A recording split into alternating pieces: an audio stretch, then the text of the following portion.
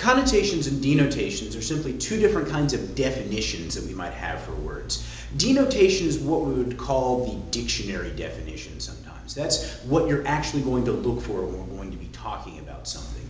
We brought this up in class yesterday, or at least Tuesday, when we were talking about the word shadow. The word shadow versus the word shade. That is, the word shadow and shade have the same denotations. They both mean this place where a light is being blocked by something. It's that dark space down there that's where the light is blocked from something. That's either a shadow or a shade. But they have different connotations. They have the same denotation, the light being blocked, but the connotation is to be rather different. As we talked about in class, you don't set up your picnic in the shadow of the tree, right? Let's go set up the picnic in the shadow of the tree. That sounds really scary, right? We don't want to be over there with our picnic or our hammock or something like that. However, we might want to set up our picnic in the shade of the tree.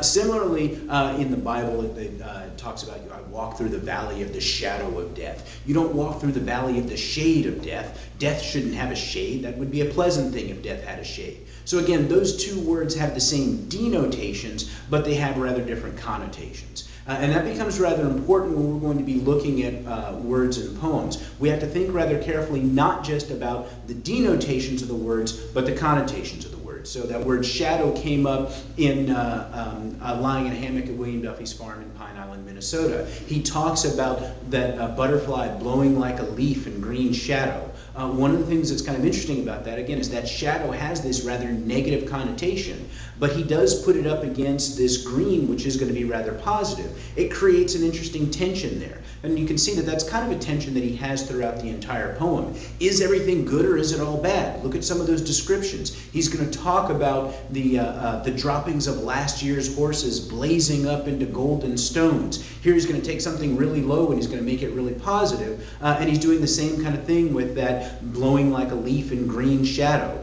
We've got something rather positive and he puts it up against this rather negative shadow. And so understanding the denotations of the word and the connotations of the word help us understand more clearly what it is that the poet is ultimately trying to get across.